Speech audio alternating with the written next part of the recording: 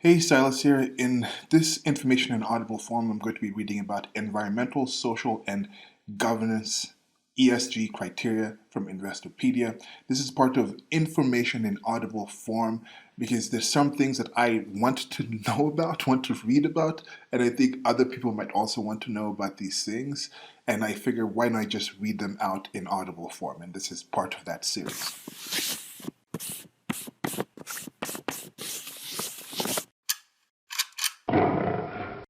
So we come from a long history of, as human beings, as social beings, as sentient beings, of getting information in audible form.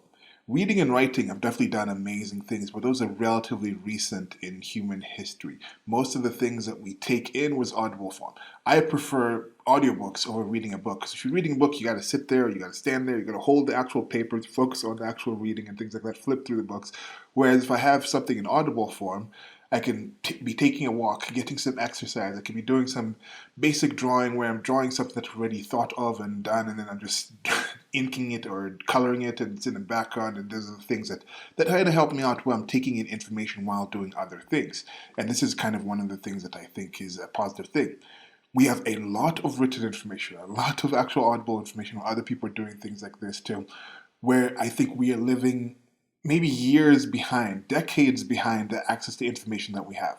Sometimes a question like, hey, like I've heard this thing or I have this question about this thing, and people don't take that extra step to actually have that thing answered.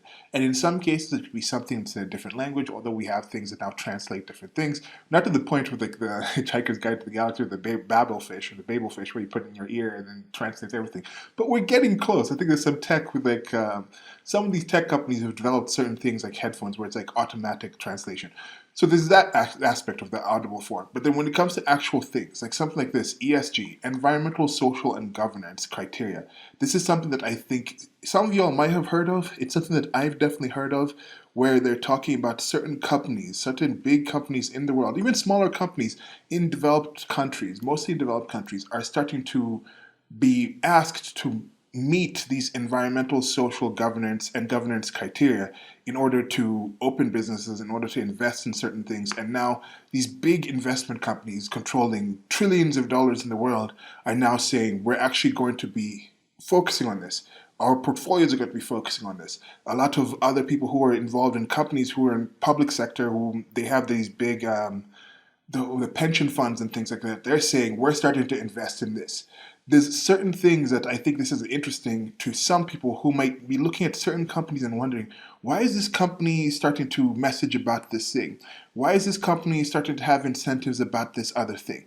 That doesn't really have to do with the actual company. Like for example, like you say with Activision, which is a big Blizzard Activision, which is a video game company, which is something that I saw where they've had some issues with the work environment. Some of the games are starting to get a bit blah compared to the quality that they had.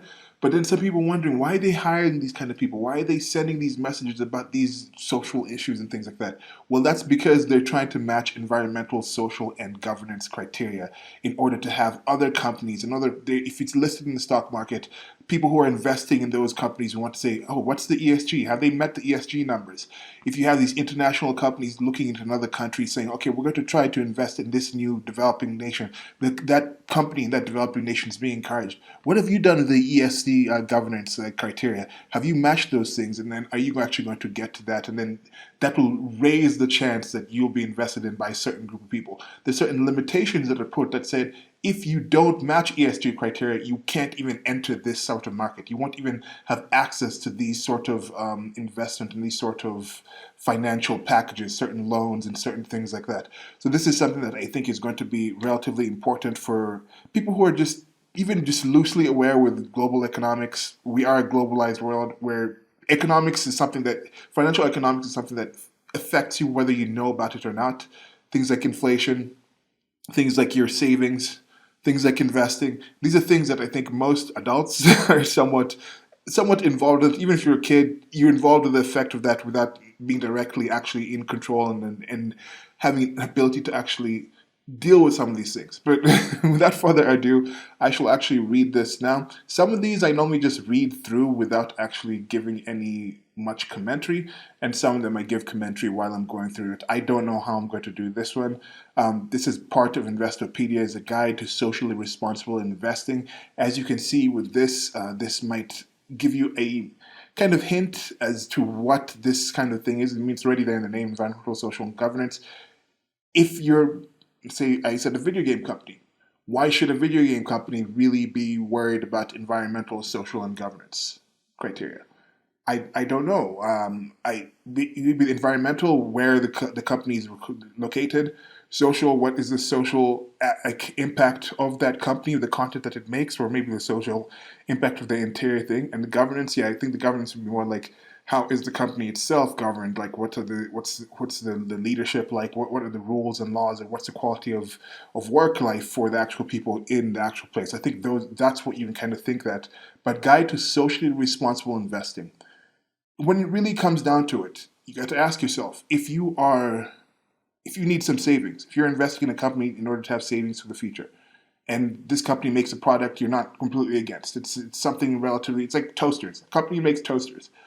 Do you really care if this company that makes toasters has equal, like 50-50 men and women in its board, if it's returning to you only 1% on your investment? Or would you prefer to invest in a company that had 100% women on its board, but was returning you 2% on your investment? But with ESG, possibly it might be, if you're investing in a fund, if you have somebody else investing to you, maybe, possibly, if they say, okay, we need equitable representation, they would say, okay, we're going to invest in that company giving you 1% because it has 50-50. But in many cases, with some of these things, social justice type of things, they say it's remunerative, where they're making up for some past issues that were ostensibly there. So they're saying, since men used to maximize the field, used to monopolize the field, if you have a situation, you need at least, they say you need at least 50% women. They don't say you need 50-50, they say you need at least 50% women in something like this, they would say. So they would give the quota for that. So if it surpasses 50% women, they don't take issue with that. They say that's okay, that's still socially responsible.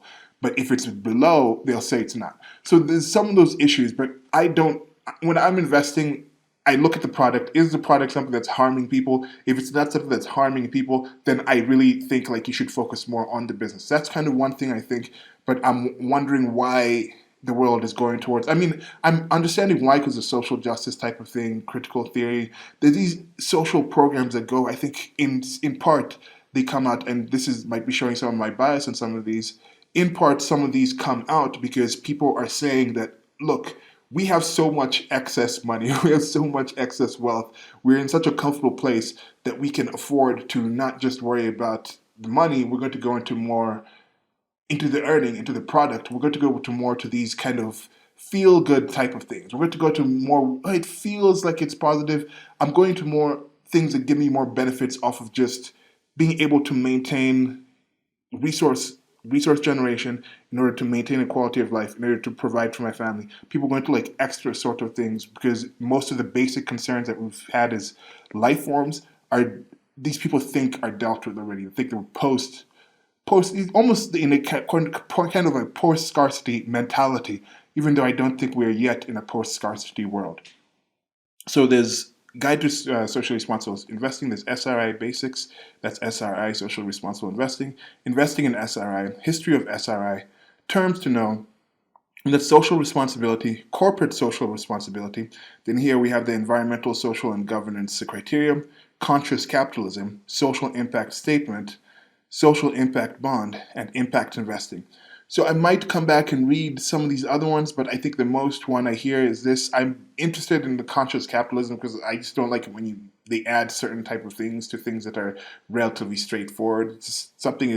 Capitalism simply, in my estimation, just when the means of production, when means of resource generation are in the private market. That's it. If it's just in private hands that are controlling the ability to exchange that worth, to create worth, make decisions on, okay, this company's going to do this, that company's going to do that, this individual is going to purchase this from me, I'm going to charge them this amount of money, this amount of X in order to purchase this thing, and then by them giving me this, they're going to give me this amount of Y, and then those are the kind of things, private hands, that's it. When you start adding all these other aspects to it, that's, in my estimation, free market capitalism, because it's in a free market, the market isn't controlled by some other overarching, probably public sector, state kind of being and things like that. Those are my ideas on just that. So when you add conscious, I'm like, okay, conscious, what is that? Conscious of what? Conscious is capitalism is only something that can be done with conscious beings. Like rocks in some stream are not engaging in capitalism, even though there's some kind of exchange between the rocks and the water and the effect and things like that. But that's not an exchange of goods. Yes, they're individual. The stream itself, the water itself, the rocks are themselves. There's some interaction going between them. But if they're not conscious beings, I'm being overly pedantic with that. Okay, but getting to this, thank you all for listening for that big preamble. Maybe I'll be thinking about doing the preambles further on later. But anyway, so here we go. So sustainable investing with socially responsible investing, SRI, and that's close to selective serotonin reuptake inhibitors.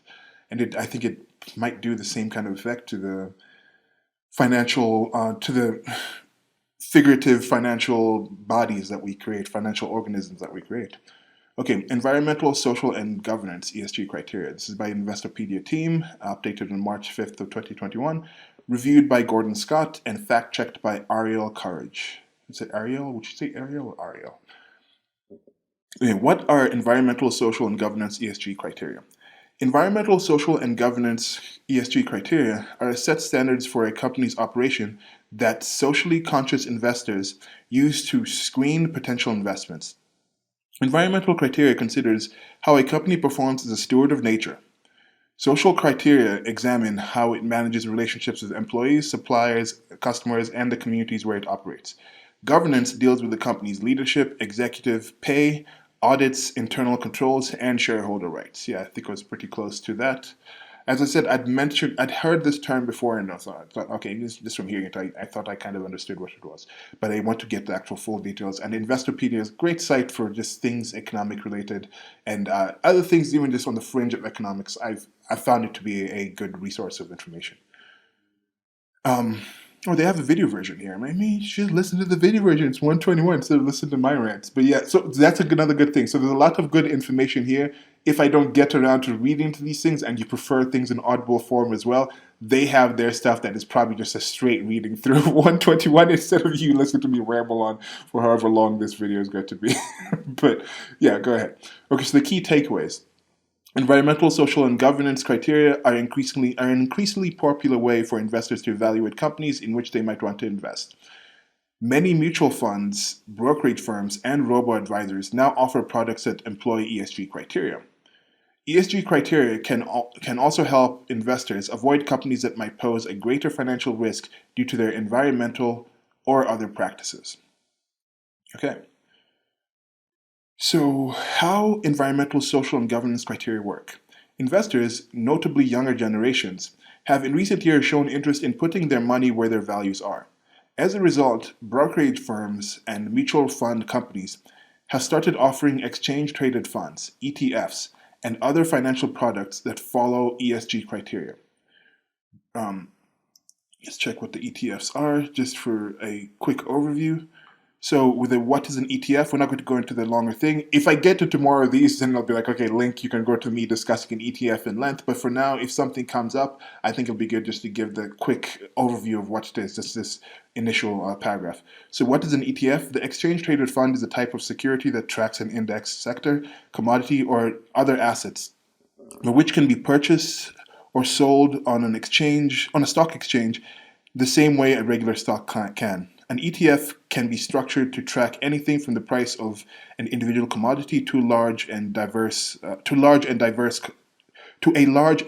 collection of securities. ETFs can be structured to track specific investment strategies. A well-known example is SPDR and S&P 500 ETF, SPY, which tracks the S&P 500 index. ETFs can contain many types of investments, including stocks, commodities, bonds, or a mixture of investment types. An exchange-traded fund is a marketable security, meaning that it has an associated price that allows it to be easily bought and sold. So that's it for what an ETF is. And here they said this is what it does. Mutual fund companies have started offering exchange-traded funds, ETFs, and other financial products that follow ESG criteria. So now, if you're an investor, you can go and maybe like Robinhood is one of these apps that became big news. I think it was during the Wall Street Bets squeeze. I think that was in it. The short squeeze type of thing when they did that, where some people in Wall Street Bates came out and, like we're too we're too ardent to fail. That's that kind of thing. Or like, "Hey, we're not going to do it. Not going to sell." Okay, so they had that, but so people can go and then you can say, okay, is this ESG compliant or is this not? And that is something that I think it's okay. I'm not against people having this kind of thing. Whatever you can do to sell somebody else in a free market and say, would you rather invest in us, even if we're not more financially lucrative? You can. I have no problem with people deciding to invest in other people for whatever reason they want. So I'm saying I don't think forcibly investing in people in ESG is a negative thing. Might not even agree with the need of ESG to be a thing, in my estimation, but I'm not against people using it as a sell. I don't care if somebody's like, buy my stuff just because it's pink. It's a worse product, or it's the same exact product that these other people have, but it's pink, and I prefer pink, so I'm going to buy all pink things.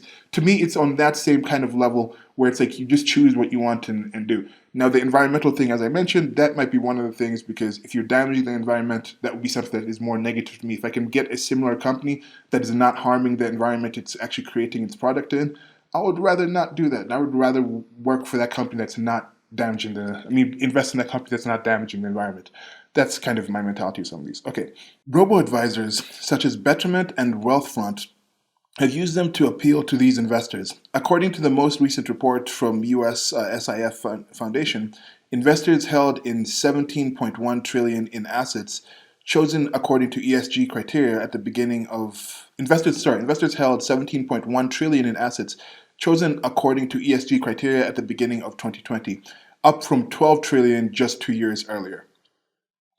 And that's a lot of money, as I mentioned. These companies are controlling a lot of money, a lot of investment going into that. So you can see why some companies are starting to join some of these things, because there's a lot of investment. That's a lot of change going in, a lot of movement. Now, I don't know how much this is compared to the total of the money that's out in the investment markets. If it's is that 5% change at 5.1 trillion? Is that 5% of what's in the market? Is it 1% of what's in the market? I don't think it's 1%. Then how much has that changed now that you had the stimmies coming in from many different governments during this current pandemic? Now, here is an important thing, talking about the pandemic. Now we're transitioning or pivoting back to the other pandemic here. So they say, important, human influence is unequivocally to blame for the warming on the planet, and some forms of climate disruption are now locked in for centuries.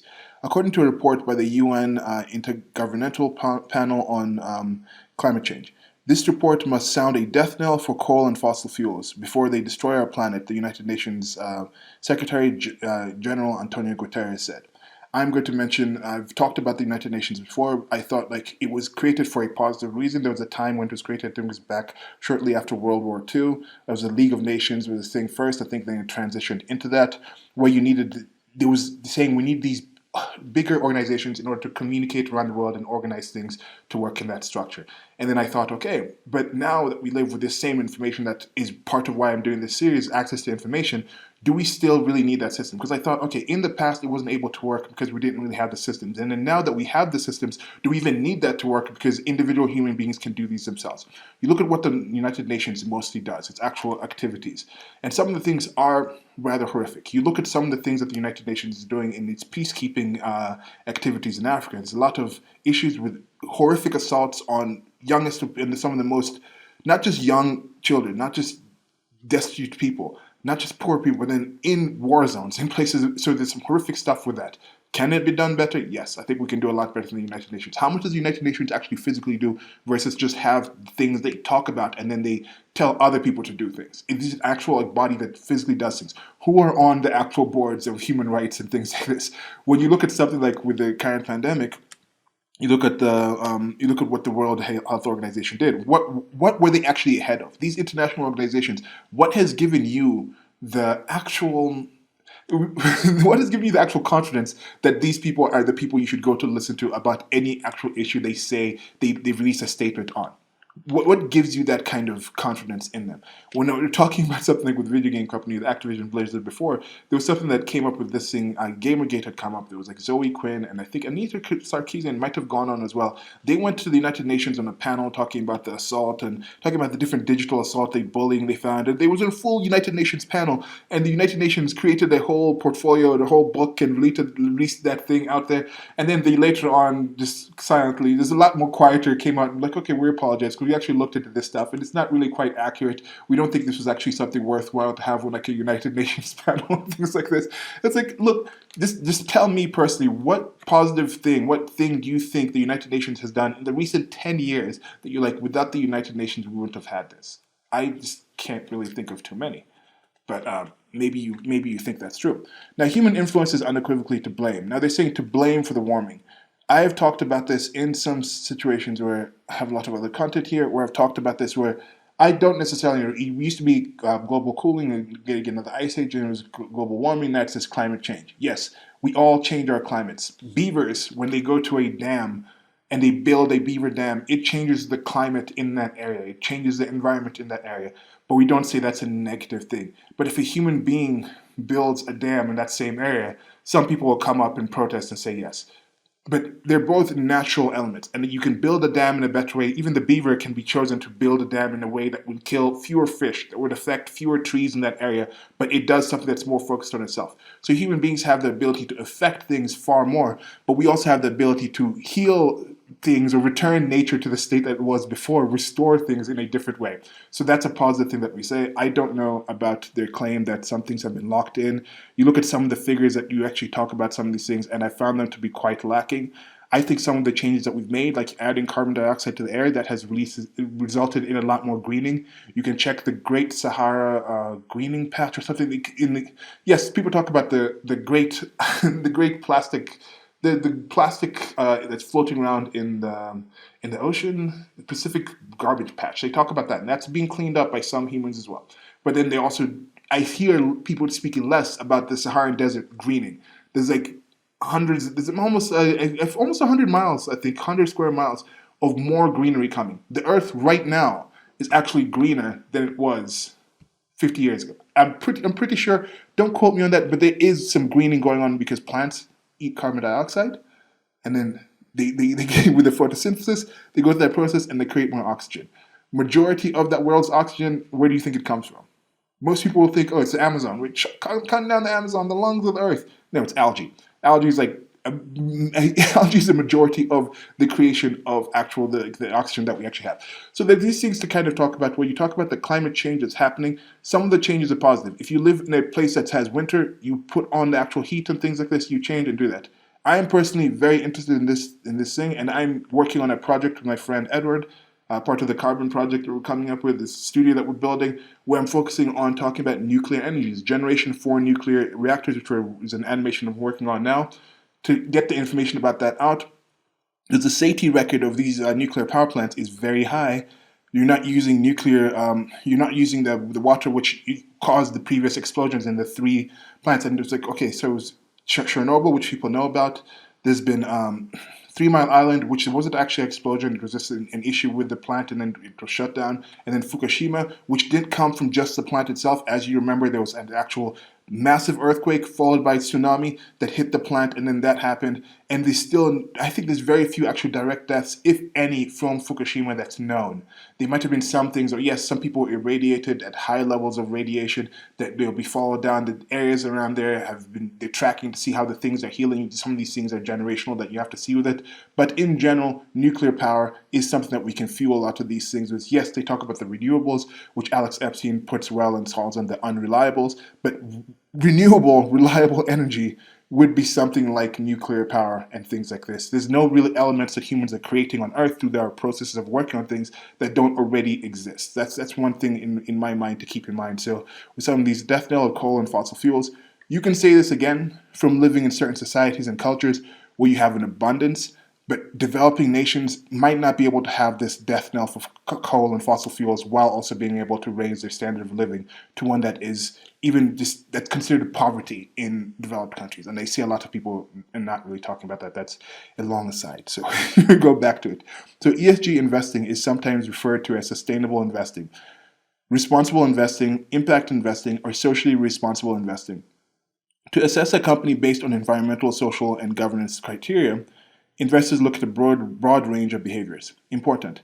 Demand for ESG investments soared in 2020. Nearly 60% of respondents to an Investopedia and Tree Hugger survey indicated an increase in interest in ESG investments, and 19% reported incorporating ESG standards into their portfolios. So types of environmental, social, and governance ESG criteria. There are three key parts to ESG investing: the environmental, social, and governance aspects. Environmental.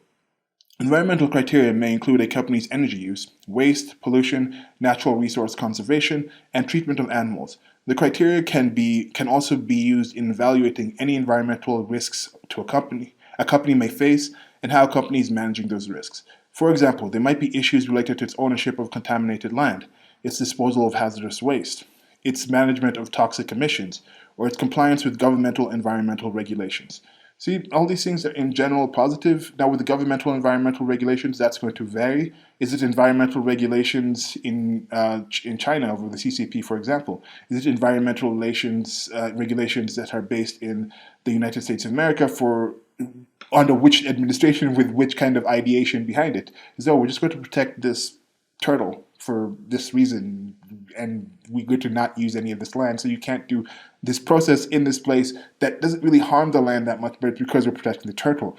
Or in China, they'd be like, yeah, you can do whatever you want, you can kill those turtles, you can do all these things, all you can't do is dig up this one area for this specific reason. So which governmental environmental regulations? That could be something that happens with those two different places. Now, both of those might be too extreme, where someone can say, okay, we need to dig up this area for some reason, a limited part of this area, and we'll find a way to maybe move this turtle to a different location and things like that, and try to preserve that. But in some places say, no, you can't, you have to leave that area pristine for that turtle, and some other place might say, damn that turtle, just dig that place up as long as you don't destroy this other location. So that's the kind of thing that's going to now vary depending on the government that is actually in there. There's no international standard, and now I think that is something that I don't think international standards can necessarily apply in this one. There's certain things that you can say, the less harm you're doing to nature compared to the actual positives that are coming from the thing. Like, for example, if this is a company that's creating the cure to cancer, I'd give it a lot more leeway on the kind of turtles and digging up it can do, because like you're curing cancer. So there's things like that. Then maybe I'll look into like, have they done research into how they can restore that place after it's done? So this is the kind of thing that I think I keep in mind. And okay, I'll come to something later. If I don't come to it later, I might forget. Let me I'll come to. No, let me just mention it now. Some of these things, some of the issues with these things is they'll have tokens. Like when they have the carbon offsetting type of thing. Some are like, okay, I make 500 points of carbon in my company, and the process is in a way where I cannot make 500 points less. So instead of me making 500 points less, I'm going to take each one of those points is maybe $1,000. So I'm going to donate $500,000 to another person in order to say I've offset my carbon creation. So they'll still do what they're doing, but then give it to some fund or donate it to some other like location, and then that has created another market where people are just kind of just getting rich off of other people doing things and just alleviating their supposed guilt or supposed responsibility for the thing without actually doing any actual changes. And I think that's something that you'll see here. Someone will say, okay, we have some ESG points and we're going to shift it off. I don't know if that market has started already, but I've seen that already happen in certain fields.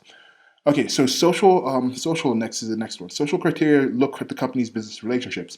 Does it work with suppliers that hold the same values, with suppliers that hold the same values that it claims to hold? Does the company donate a percentage of its profits to the local community to encourage employees to perform volunteer work there? Do the company's working conditions show high regard for its employees' health and safety? Are other stakeholders' interests taken into account. Now, this is a positive thing. I think the free market can also organize this. If you just have a situation where there's less regulation to prevent other companies from entering certain fields and competing with set companies, then that company, which has other companies doing a similar thing in that similar field, will be able to have the competition. Like, part of why the tech industry has such good benefits packages is because people understand, like, these engineers are not just, they're not a dime a dozen. Like, you got to understand, if this person is working at ABC company, which is the holding company of Google, and then now there's Meta, which is the holding company of Facebook and WhatsApp and Instagram and all these other things, if these two people can code a really good now virtual reality kind of setup, those two companies will sit there and like, okay, you can come to us and we'll give you, okay, $400,000. That's your good to be your salary. $400,000 is a lot of money. You can do a lot of things with it. But once you have the actual money in there, that company will say, okay, now you have these different outings. Now we do these things. Oh, you like surfing. You like taking care of the ocean stuff. Oh, we have this program where we send people on surfing programs where they go and they take care of the reef and things like this. This is something that our company does. You can come and join us with this thing. Another company's like, oh, well, you have kids in this. Oh, we have access to this school and this educational system where if the kids go to school, we pay for your kids to go to this kind of school, and then we give them this after school kind of activities and things like this. So those are the kind of extra things which I think are positive. And in my estimation, even if me, the investor, is not actually getting a direct benefit from how well the company treats their employees, I think happier people who are happier and more content, will do work in a better way. And I think that's part of why I like the free market, to get more people having the distribution of labor, having the more freedom for people to actually go and choose what they do in different locations, in different ways, for different people to create similar products and things like that. You'll get to the right kind of arrangement where you have somebody who's happy, content, and doing something they want to do, will be able to maybe achieve the same results in half the time than somebody who's just doing it for a job as a slog, feeling this is the only thing I'm forced to do, will be able to maybe achieve even less results in twice the time. So that's the kind of estimation that I'm thinking. So I think this is a positive thing in order to have these kind of things. Now, again, who are setting these actual goals? Who is saying this is a positive way to treat somebody? I don't know who's actually doing that. That could also vary in a situation. Now, when it comes to something like, does a supplier work with the values that it claims, I am already at the point where I have issues with the governance that I've heard of from like the Chinese Communist Party, where if I actually look at a company, I think they have this new app on Amazon, this addition that you can put on your computer or something, where if you're buying something off of Amazon, it tells you where that thing has come from. It says, okay, this has come from China, or this has come from this province, this has come from this country. If I hear that something has come from a country where I think is an authoritarian kind of government, where it's treating its people in a certain way that I don't agree with, I would rather get that product, a similar product. I would even pay more for a product from a different place, depending on the product. And that's the thing that people have to kind of think of. And I think there'll be more kind of instruments like this coming in the future. And I think that's a generally positive thing. And with some of these, how many of the people are actually positive on this? You see something happening like the Uyghurs in Xinjiang province. There's a lot of people now. There's a lot of issues coming out of that, and I don't think that's wholly negative. I think it's a positive thing in general. Again, with a lot of these things, I consider them positive, but how are they actually applied? That's kind of the devil's in the details in that one. Okay, the last one is governance. About governance, investors may want to know what a company uses, accurate and transparent accounting methods that about governance, investors may want to know that a company uses accurate and transparent accounting methods, that the stockholders are allowed to vote on important issues. They may also want assurances that companies avoid conflicts of interest in their choice of board members, don't use political contributions to obtain unduly favorable treatment, and of course, don't engage in illegal practices.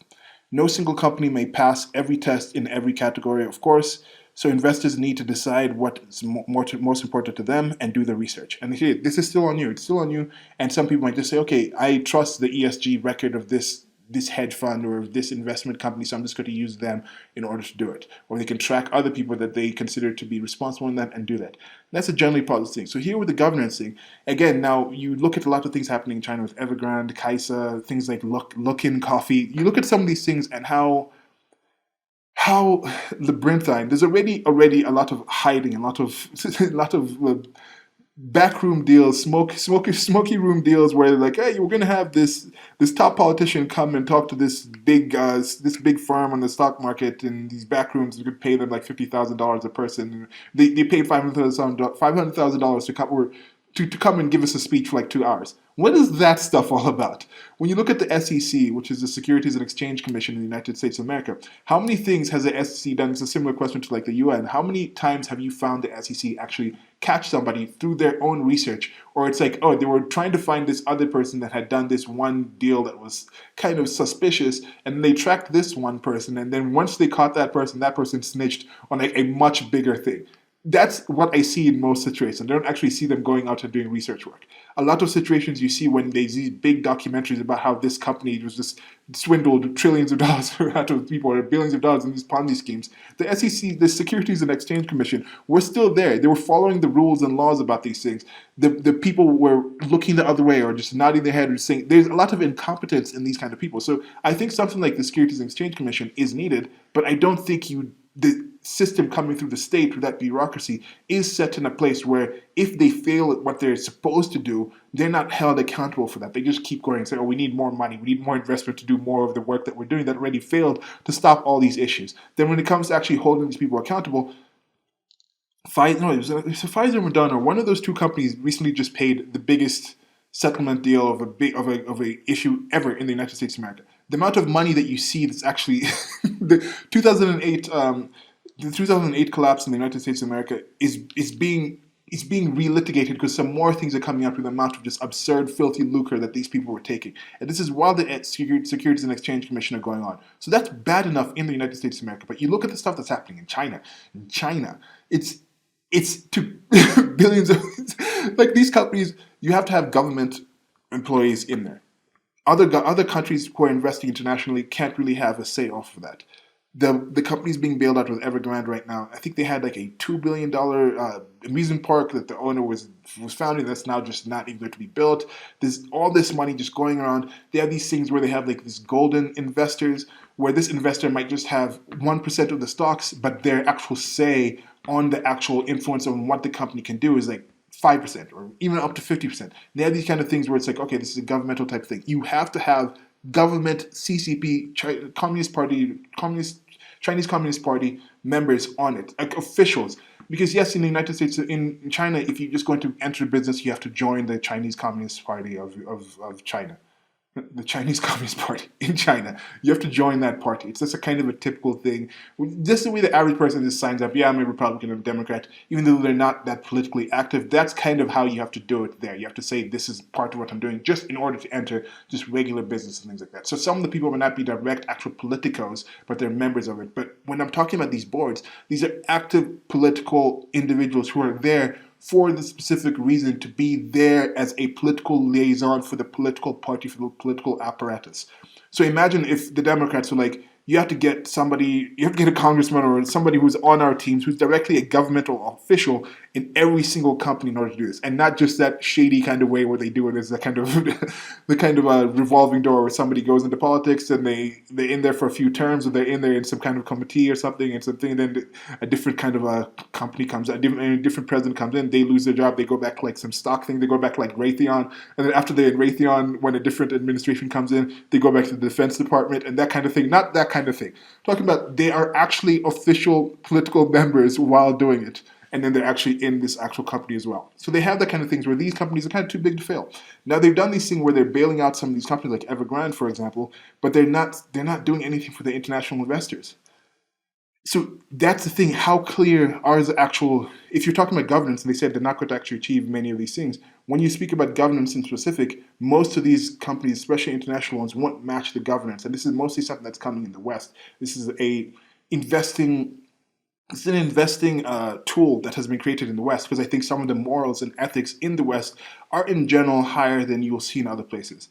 The West is the best way that humans have so far figured out how to run societies. It's not the only way. We will be able to do a lot better. ESG and governance goals might be part of what is going to lead us to do a lot better as a global organism, as global humans and things as earthlings. And I'm positive with some of these things, but a lot of countries don't even give a damn, or don't even give just like the play or the nod to this kind of thing. It's just not really considered in them, and a lot of people don't really care about those investments and things like that. Some of the companies that might be running these things just understand by doing this, as I mentioned up here, the big change is happening. That the interest in coming in, that 5 trillion. That's a lot of money that you can get in there just by adding some, by releasing a press release and stuff like that. So let's see with the special considerations as we get towards. Hey, we're not towards the end here. I shouldn't be rambling so much. Excuse me. But okay, so the special considerations. On a practical level, investment firms that follow ESG criteria must also set priorities. For example, Boston-based Trillium Asset Management, with 4.8 billion under management as of September 2021, uses a selection of ESG factors to help identify companies positioned for strong and long-term performance. Determined in part by analysts who identify issues facing different sectors and industries, Trillium's ESG criteria include avoiding companies that operate in high-risk areas or have exposure to coal and hard rock mining, nuclear or coal power, private prisons, agricultural biotechnology, tobacco, tar sands, or weapons and firearms. Or, and the second point, or companies that have major or recent controversies with human rights, animal welfare, environmental concerns, governance issues, or product safety. Things that Trillium seeks out. So we'll go back to that. So just a few things. I don't really understand why nuclear or coal power is being put together. Nuclear and coal power are very different sorts of power, if you actually know more information about it. And I find people are very uninformed about nuclear energy. And that's part of why I'm doing that other series. I think you should look into it. You'll find it to be a lot more promising than you may have thought it was. So just look into that. Coal power, they've also done a lot of good work.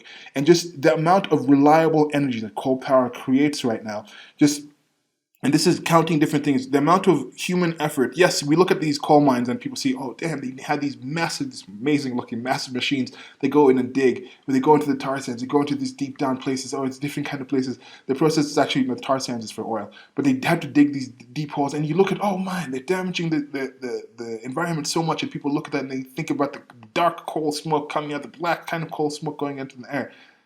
But even with that, there's a lot cleaner plants and actual the burning of the things. But when it comes to the actual digging and things like this, that effect, the amount of energy and objective alteration of any environment in order to get the actual resource, in order to actually create the units of power that power things like incubators, that power things like the computer that I'm using to record this, the computer you're listening to read, the machine and things you're listening to this on, many other products that come from that, the benefits from that damage, in most people would find to be not as horrific as you may seem if you actually do the calculations for it. Now, when you go further into something like the so-called reliables, the solar panels, the wind, I'm not thinking wind tunnels, the fans, what am I thinking, the windmills and things like this to create that kind of energy and things like this. They also have a lot of different. If you look at them, if you look at the actual special consideration, you look at the ESG actual damage of the people that create solar panels, that create wind farms, the damage that they're doing by mining the actual rare earth elements that do this, the locations that do this, most of them are in some places in Africa with a lot lower governmental regulations on what you can actually do to actually dig out of certain places. A lot of places like in Afghanistan, a lot of places in the Middle East, there's a lot of places in China where a lot of these things are produced and things like that and created. You look at the actual social standards. If you look at the environmental and social and the governance, as I mentioned, actually looking into those things usually fail. But then they'd say, "Oh, you're creating renewables, so we're going to give you kind of a negative. We're going to forget all these other things in the past that you've done for this, and we're going to give you. We're going to say that's something we're going to invest in." And it's kind of tough. So that's something that I kind of think that is in there. Private prisons, yeah. Is governmental prisons better? What's the difference? Yes, private prisons are crap, but then private prisons are also a heavily governmental regulated thing. It's kind of like a parastatal. Like you're not going to be able to really run a private prison without complete, because you can't run a private prison because there's no private law enforcement going on right now. There's no like dispute resolution organizations which are privately ran. All private prisons work with the actual government in that area that lock people up for the amounts of time in the standards that government has regulated to be accurate, has legislated to say, we're going to arrest these group of people for this amount of time, and you have to hold them in these standards that meet this. That's what the government says. The private prisons just build the prisons and run the prisons and get the government money in order to actually run those prisons in many cases. That's how most of the situation. So private prisons, I don't understand. Why just write prisons? Why put the private there? Agriculture, biotechnology, that now comes with thinking like GMOs and things like that. I just did this kind of joke with like dogs and house cats are genetically modified organisms. So if you're really about like no human biotechnology and things, go get a wolf or a tiger. Because yes, selective breeding does have some sort of rudimentary biotechnology where you're a human is coming in and saying we are selecting to actually say we're going to choose these kind of genes and modify the chances of these genes actually showing up in the next generation because they're more desirable to us. So people might be okay with that, but they're not okay with certain forms of, and yes, certain forms of genetically GMOs with capital G, genetically modified organisms, as a kind of thing like Ziploc. It's like a tarp of bags. It's not all the bags. So that kind of thing, yes, that is a specific thing where there's some really damaging things that happen in there, some things that would take a long time in nature to happen. But in general, I'm not completely against all kinds of biotechnology. So again, do the research into it. Tobacco, I don't smoke. I don't really think of the difference. Yeah, a lot of people die from it. But again, tobacco, that's something that the companies have been like, yeah, we can do this. You can be in tobacco. Tobacco, yeah, I don't know. I don't smoke. I wouldn't see why I would invest in a company with tobacco, but yeah. Weapons and firearms, I think it's okay to protect yourselves from other people who have weapons and firearms, and the tar sands, we touched on this. So already mentioned a bit about the human rights controversies, animal welfare, environmental concerns. Yes, this is true, because if you do this with a company, something might come out in the news. You might be like, this company's doing okay, and then all of a sudden you hear that it's been involved in a human smuggling ring or something, like, or it had people who are working in the area where they're involved in this kind of thing, or they're using people who are like slave labor type of things, and then that company shuts down, and all of a sudden you've had 50% or 15% of your portfolio invested in that company just craters. So it's something to be concerned because it's information that will come out. But then again, I think we are living in a time where there's now private people coming in and individuals coming in and creating their own informational systems to find out more about these companies in order for you to invest in a better way where you're not really so reliant on other organizations to do this. Okay, so now coming to the almost the last. Okay, so here we go with environment. The things that Trillium seeks out or considers as positive ESG criteria include environment. Companies that put out carbon and sustainability reports. Again, sustainability is just like a questionable term to me. It sounds like commie propaganda, but that's okay. Limits harmful pollutants and chemicals. Seeks to lower greenhouse gas emissions. That one I've mentioned my kind of iffy on this. So greenhouse gas emissions to lower. Yeah, okay. Wow. All right.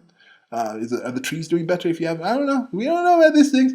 I mean, some of y'all might think, you might think I'm an idiot for not knowing this. But yes, as I mentioned, if something is curing cancer, and you need to raise those greenhouse gas emissions, cure that cancer.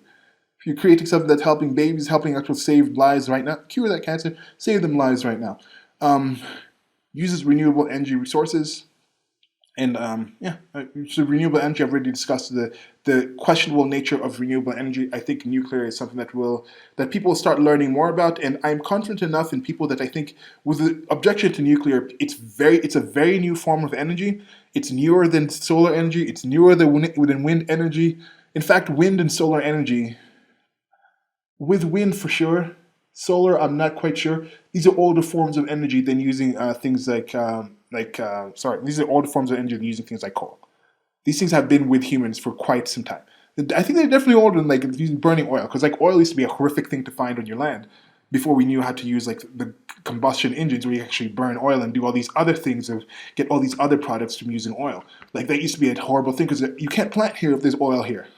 So that was the kind of thing. So renewable energy sources and coal is also renewable in a sense where you know what coal is? Coal is when trees for I think it was like millions of years or at least hundreds of thousands of years, trees weren't able to actually rot. They weren't able to actually decay. There would just be a layer of just tree foliage in the earth that was in there. Then some enzyme was developed that eventually started to be able to decay it and change its form, and it's like pressurized. But that tree has been collecting solar energy from the sun during its lifetime and was compacted into this thing, and then that energy was trapped in there. That energy and carbon dioxide and oxygen was trapped in that tree. The different elements and the things were trapped in the tree, and then when you burn it, it releases some of those things back out into the air and things like that. And that is a renewable source of energy. Even coal, in a sense, if you get pedantic with it, you get specific with the term, that is renewable because that energy is something that was imparted from nature into it. As I mentioned, there's nothing we are really creating that is brand new here on Earth. Even if you do a GMO, you're making a change that could happen in nature, even if there's a very, very small chance for it to happen in nature, but you're just finding a faster way to do it. If an element is not able to graft on, like, you're not going to be able to be like, oh, I like crab legs and I like tomatoes, so I'm going to create a tomato with a crab leg onto it. It's like, no, you can't graft that on. It's completely two different organisms. But you say, I like tomatoes that are like super juicy. I can find a way to get like more of these tomatoes. I like tomatoes that have more vitamin C than the average tomato has, and this plant seems to have a similar kind of plant, has higher vitamin C, but is not as tasty. So I'm going to find that gene, that kind of way that has vitamin C on this, and see if I can splice that onto the genes of the tomato. And now we have tomatoes with a lot more vitamin C. That can happen because that is something that could happen in nature, but chances are it won't happen because tomatoes are already fitting a niche in the state of nature that matches what the tomato is and doesn't need that higher level of vitamin C. But if humans benefit from that, they do that. So that's my general understanding. Again, could be wrong with these things. Point out if I'm wrong on some of these things. So renewable energy sources, I don't know what you really consider renewable. And when it comes down to generation for nuclear energy in specific, there's a lot of very promising things. And I think most of my idea is most people don't really understand how much effort goes into creating the renewable sources that they support and how much positives actually come from switching to something like generation for nuclear power plants.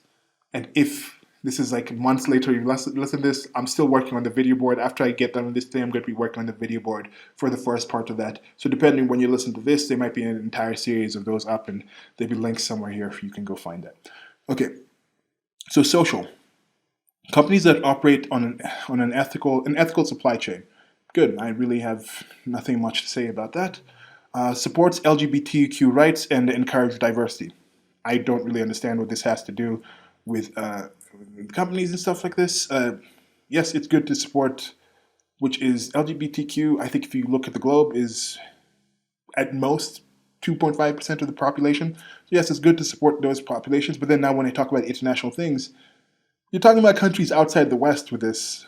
Who really supports those things outside of the West? So is this like any company that works from outside the West, we're not going to be in there? Because these are very specific Western issues when it comes to some of these things. Has policies to protect against sexual misconduct. Of course, like this has been something. These things have been it's been illegal, but then you have some entire religions that are actually that indicate that you should do this to certain people. So this is something that, again, is a rather Western type of thing, where to have this. I think it's just a Western type of thing. I think there's a general dislike towards this, but it's unfortunately been a part of humanity. But I think the West has done more, and more developed countries, even though you go to like some places that are not in the West that are more advanced, that are more towards, that are more connected to this global environment that I'm saying we're developing a higher level of morality that's actually in there. Pays fair wages. I wish there was something here that was just talking about fair wages. Now depends. Like you have companies who are like, okay, we're going to move this company, we're going to move this construction because we can construct the same thing in the United States of America. These people have the ability to create this similar widget. They create hundreds of this widget a day, but we need to pay them at least $15 a day in order to create this widget. But we can shift this company to Kenya, and then we have to pay those people $2 a day in order to create this same widget. Yes, the shipping cost of bringing it now back to the United States of America to sell here is one thing. Yes, building the company, but even maybe the building cost, because now maybe the environmental rules in order to build the actual build the plants, build the actual factory might be different. Now you might say, okay, we have to build this in the center of the United States of America, in the Midwest, in order to actually get it. Now we have to fly it to the coast, and then it gets shipped, or we drive it to the coast and then it gets shipped, or we fly it all across the nation and things like that. So they talk about those things. But then in Kenya, they can say, okay, this place, this like Lamu Port is a new port being developed. There's Mombasa Port and there's Lamu Port, which is a little further north from the Mombasa Port. And now they're developing that entire area, and they can say, okay, we have deals where you can build your company like 10 miles away from the actual port. And we'll have these people who will be able to come and work for you for like $1 or $2 to build this widget. And we'll have these kind of things where these deals, these companies, since you work in the United States of America and you're not allowed to mine these resources from Asia as is, you still have to ship those. You can't mine these things from the United States of America due to the environmental rules there. You still have to ship these actual manufacturing goods, these raw goods, to the United States of America, build them, and then sell them in the United States of America. But then it's come in a boat. It comes in a ship that's passing the Horn of Africa already. So instead of doing that, it's going to stop in the Horn of Africa, that ship that's coming, and then it's going to drop the stuff off in Lamu, and you guys will be able to get access to it right there, and then you'll put it in the port immediately, and then that ship that was going to bring just the goods in order to come to the United States of America for you to actually start building the stuff for $10 per person to build that thing in the US and ship it there. Instead of that thing coming with those raw goods will stop in Kenya, and then that ship, a different ship will be, or even that same ship will be put in the containers, and the containers will have the actual finished goods, and then those finished goods will actually come to the United States of America, and you sell them immediately there. So in that sense, they look at that calculation and they'll say, okay, it's a lot cheaper. So somebody might say, oh, we have these, and then that's why some people are saying, oh, we need the same global tax rate, we need the same global thing. I'm like, no, you don't need that. You just need the free market. You need to let people actually just decide and see what's best for them to do in certain areas, and these things will kind of work themselves out. When you have certain governmental bodies in certain locations making certain rules and regulations based on certain feelings and ideas and and preferences of their certain people who might not be that informed and educated on what the actual knock-on effect of what they're doing is, there are these negative effects. And that's why I like the free markets, because it doesn't necessarily get to a situation where somebody's going to say, I'm going to get all the benefits myself, because the markets in general award people who give benefits to the most amount of people. That's how they work in general. But they also reduce, free markets also reduce people from being tied into the negative decisions that somebody makes. If you're told you can only invest in this one company, and that person who's actually looking into this company isn't doing the due diligence to keep you aware of what this company is doing, when that company fails, you have no other recourse. Everyone is invested in this, and then that damage of it is socialized out to the people. And you see that, like what's happening in Evergrande. Those are the companies they're saying you can only work in this company. Evergrande is these few companies that the government says you can work in, so you're going to actually be involved in this thing. These pension plans and things like this are going to invest in these things. So when that happens, when that company crashes down, and it's just one person running it, he doesn't have to tell the people these information about what he's doing with all these things. And then company crashes, and people are kind of left out in the air, hanging out in the air. Yes, the Chinese government has said they're going to step in and bail the people out, but then when it comes to international people, they haven't been bailed out. But you might say, oh yeah, who cares about international people? Maybe that's just the way you think. I don't necessarily think in that kind of way. So yeah, that's it. That's my thought on some of the wages thing. And what is a fair wage? Who defines what a fair wage? Somebody in the United States of America might think for flipping burgers, a fair wage is $15, whereas somebody flipping that same burger in that same franchise in that same place here in Nairobi, Kenya, will be paid $1.50 for an hour for doing that same thing. Same burger. Probably even in Kenya, it probably tastes better because some of the regulations come with actual meat that you're getting. It's probably going to be like more like quote unquote organic, just simply genetically modified and having just a farmer just selective breeding rather than feeding cows like antibiotics. You see some of that kind of stuff. I'm like, dude, people feed cows antibiotics in order to get them fatter. Like some of the meat on average in the United States of America tastes worse than the meat on average in Kenya. That's just my estimation. A lot of fruits, a lot of produce. Yeah, it's a sad thing. But then I've talked about this in my other series, Dish on Dish, where you can actually now find, this is what I'm saying, the promising things with this technology, where you can find farmers, individual farmers who have created the different co-ops and things like that say, okay, now you can order directly from us and we'll ship it to you and we'll show you the entire life cycle of this cow. We'll show you how we fed this cow. It ate only grass. It only had antibiotics that needed when it was sick and things like this. It had this amount of, and then you actually get that food and it's nice and healthy stuff. And you look at the United States of America, President Joe Biden right now was talking about how, like the cost of things going up because of the meat cartels. Why are they only 3 or 4 cartels that are allowed to sell meat directly to the actual bigger markets, to supermarkets and schools and things like this? Because the regulatory capture that happened with the government has said we want to create a situation where there's a monopoly, where there's a limitation for these 4 companies, the only ones. So smaller people have to come to these companies in order to sell them there instead of going direct to market. You saw a lot of these happening in the pandemic and things like this, where the farmers had to actually let things go, this rot in the ground, rot in their storage rooms, because they have this system where it's like direct, where it's like, okay, we have something, the second it's produced, we're going to go to this place, then it's going to go to the main distribution center, it's going to go to these other places. And since schools were shut down, since certain restaurants were shut down, certain locations were shut down, they couldn't just switch and say, instead of going to these more businesses, these more bigger, larger businesses, in order that they use our produce and sell things, we can't go direct to the grocery stores because it's just not something we can do. There's different processes. So these are systems that are set up with these kind of things. And it's something where the world is a lot smaller than we think. Because here in Kenya, I know there's situations, one of the major natural disaster type of issues, more of a human kind of issue, is famine and droughts and things like this. So in northern Kenya, you'll have people living in more desert, arid area. In western Kenya, where the Lake Victoria is there's a lot more water. But I remember seeing this kind of story where it's like, okay, these people have produce going rotting in their farms in western Kenya while people are starving in northern Kenya because the infrastructure and the system to ship the food out to the other people isn't actually set up yet. So you'll see that kind of failure. And I think one of the problems with developing nations is the lack of development resource. I think that's a good term, developing nations. The lack of actual resources and human infrastructure, human creations in order to actually make the best out of the resources that are present.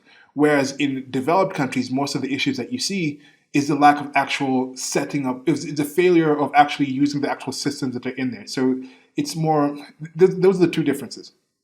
In developing nations, people haven't actually got to the point to actually use the tools that they have. In developed nations, people are to the point where they're failing on the structures to use the tools, that it's misuse versus lack of use. I think those are the two differences that I see in those two places. So that was it on fair things, fair wages. Okay, so governance. Companies that embrace diversity on their board is one of the ones. Embrace corporate transparency. Employs a CEO independent of the board chair. Now, again, as I mentioned, with certain countries, this is not going to be a thing that happens. At least in the West, they seem to actually do most of these. I think most companies and things like this are relatively open compared to other countries and other places. Diversity on the board. Again, as I mentioned, my primary issue with diversity is, do they say at least? Notice, do they say at least or should match? If they say, okay, we should match the United States of America, for example, that would be about 5% Asian. So if you have, let's say you have 100 people on a board in the United States of America. If you say it should match the United States of America, there would be about 5 people who are Asians. There would be about 13 people who are Black or African or recent African origin. There would be about, what are we at, 5 and then we'd be about 26% or about there. About 26% or will be people of Latin or of South American kind of origin would be in there, and then the rest could be white. Am I forgetting any other groups in there? And maybe like you have like a 5% of like different mixed origins, but then they have this thing in the United States of America, which is still the one drop rule, where a white woman can have a child of every single race, every single ethnicity, but all the ethnicities can only have a child of their ethnicity because the one drop rule kind of fits out. If your mom is white and your dad is Asian, you're going to be an Asian. That's kind of thing that they have in there. But yeah, whatever. But so you have that thing. So if you have the thing where it's limited to that, and then now when they say diversity, they say, okay, if you say diversity should be by sexuality, then you can add to that. Out of those people, at least only 1% of those people can be LGBT. Two people. So you'd have 2 or 3 people at tops, because there's definitely not more than 2 or 3% of the population in the world that is actual lesbian LGBTQ. So would they have that? But no, they say at least. So if you had a situation where the company was entirely paraplegic, Asian, redhead, transsexual people, that would be okay, because that would be considered diverse. Even if it was all 100 people, that would be considered diversity has been matched, because you've checked a lot of boxes on the different things that are underrepresented groups. So that's an entirely thing that yes, that's a diverse board, even though it's technically one kind of sort of people, happenstance-wise and things like that, or things that they chose. So that's the kind of situation. So that, to me, is questionable when they talk about the embrace diversity, because what does it mean? Embrace diversity in the board. So that's my only questionable with that. Corporate transparency, I think that's a positive thing. I'm wondering, is it possible to be just completely 100% open with what you're doing as a company? I think there probably is, because just by you investing certain time in doing a certain thing, most of the things you'll be able to do, another company is not going to just be able to come in and just steal all your ideas. But that's a story, it's an idea, it's a thought I'm kind of working on. How open can you be with what you're doing in your business? Okay. So here we're going to go to the last one. I'm going to try to just read through these ones without giving much commentary, and then give the commentary at the end. Okay, pros and cons of environmental, social, and governance criteria. In years past, socially responsible investment has had a reputation of requiring a trade-off on the investor's part, because they limited the universe of companies that were eligible for investment. They also limited the investor's potential profit. Bad companies sometimes performed very well, at least in terms of their stock price. More recently, however, Some investors have come to believe that environmental, social, and governance criteria have a practical purpose beyond any ethical concerns. By following ESG criteria, they may be able to avoid companies whose practice could signal a risk factor, as evidenced by BP's BP 2010 oil spill and Volkswagen's emissions scandal, both of which rocked the company's stock prices and resulted in billions of dollars of associated losses. As ESG-minded business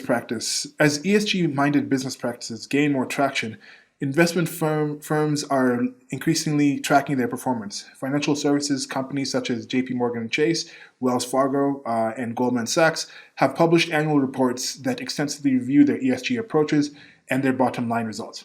And yeah, so that's what I mentioned before, and I think that's a good thing. I don't, with these ones, I like reading them for these things as my first time. So maybe I think one thing I'll try to do is maybe do the first read through. But some of the things that I mentioned here was touched on already. But one thing here, J.P. Morgan and Chase, that was involved in the 2008 issues. Wells Fargo, that has been found to internally in Wells Fargo to have a lot of iffy accounting kind of done with its like ghost accounts and things like that. Was in Goldman Sachs. That's another one that was involved in the 2008 scandal. Has been paid off different things and things like this.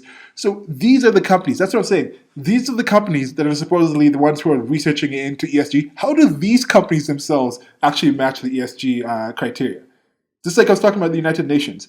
The United Nations has done a lot of grimy stuff, has been responsible for a lot of just inanity, has been inept in so many different ways. And that's the company that's supposed to be telling you how we're going to save the world with from climate change? I'm like, what about the selecting process for the people that staff the United Nations and run the United Nations gives you confidence in their ability to tell you about global issues?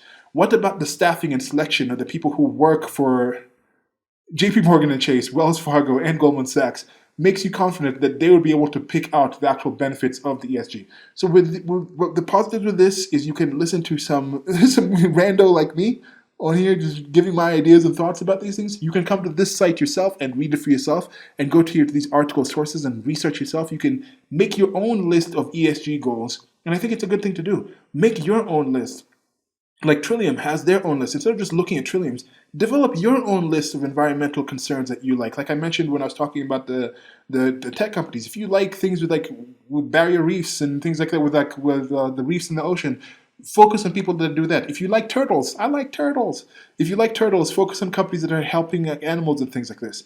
If you're not so into LGBTQ, but you like native indigenous peoples type of things more. If you like more things of education to be a more concern for you for social type of things, people focusing on getting to a situation where we can get more parents being able to actually educate, like maybe charter schools or people who are funding programs for homeschooling, and people are talking more about peaceful parenting and things like that in their companies, other things that you consider to be positive socially. Make your list for things like that. You understand what your fair wage is. You like people that work with unions. You like people that keep away from unions. Talk about things like that. Governance. Now you think about what is your definition of diversity in the board. Do you want a company like I mentioned that is exactly like the population, or do you want a company that says, okay, we don't want to be 100% anything. For some reason you think it's good to have some kind of diverse ways of looking at things, or you might think, no, for these kind of things, I kind of think this specific person who only selects for the merit, for the ability, for past qualifications and past ability to actually fix this kind of thing.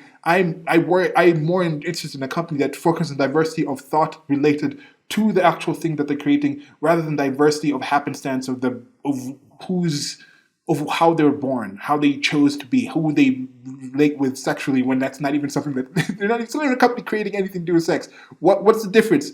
They create toasters. Why do I care if there's LGBTQ day on a toaster company? Like, why do I care if half the board is gay? Like, if you create toasters, I don't care. So that's the kind of thing. Make your own list and look into these things, and I think you'll be better for that.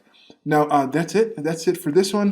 Let me know in this comment section if you want me to continue this specific series. Wherever you listen to this, I say conscious capitalism might be something that I actually do just out of my personal interest, but some of these other terms I'm not necessarily that interested in, and I've have a few other things that I've been working on, projects as well. As mentioned, the nuclear energy type of thing, but there's other personal projects I want to get like a studio up and going so I can start working on things, and maybe I'll have my own ESG goals soon sooner or later, maybe I think it will take at least a year to get this company. I'm talking with the people, with the group. We have the group going. Probably take at least a year for the company to be up and going. But to begin with, it's just going to be us, this small group of people. But then eventually, I'll be somebody who lists these kind of things, where other people will be able to come and see, look, these are the other things they're doing. One of the things that I'm including, my company's going to be a peaceful parenting message is going to be a key thing into there. Education for many people, using different educational sources is going to be a big thing for me. One of the charitable social type of things I want to do is do a situation where I'm going to be selling merchandise, different shirts and things like this, but get a kind of system where people can have like humans as galleries. We have like nice art pieces on shirts. So like after I sell a certain amount of shirts, there's going to be a certain percentage that keeps going out, and then we print out really good designs and things like that, and then we give them out to people in more needy areas, more like lower income areas, where in developing nations here in like different slums in Kenya, so they can have people walking around like, hey, you're walking around like the Mona Lisa in your shirt or something like that. This they spread art around, and planting trees is another thing that I'm super big into and things like that. So those are the kind of things that I'm thinking I'm going to be doing. I'm going to be trying to reduce working with certain companies, certain businesses, certain places from certain countries that have certain governments and do things in certain ways, to whatever extent. But I understand once you start getting to these globalized levels, there's certain considerations you as a company need to make and say, okay, by me refusing to work with this company due to this government, how many actual people in that government, under that government, with not much choice, are being limited from the product that I may be able to actually sell to them? How many people I might be able to actually gain from working with these people who are under them and then holding them responsible for these fewer people who are running the place. So these are the kind of considerations that even as a company, and I do understand companies themselves, not just investors, have to have different decisions to make and thoughts and things like this with this. So yeah, that's it for now. Like, share, and subscribe wherever you listen to this. Till next time, let me know if you want me to do more besides conscious capitalism. I'm pretty sure I'll do conscious capitalism eventually, and you can check out other information in audible form. I know yesterday I just recorded one on, what was it? Oh, it was just reading about how the woke might have affected Hollywood. That was just an article. Some of the things are going to be informational data like this. Some things it's like an article and things like that. But yeah, till next time, goodbye.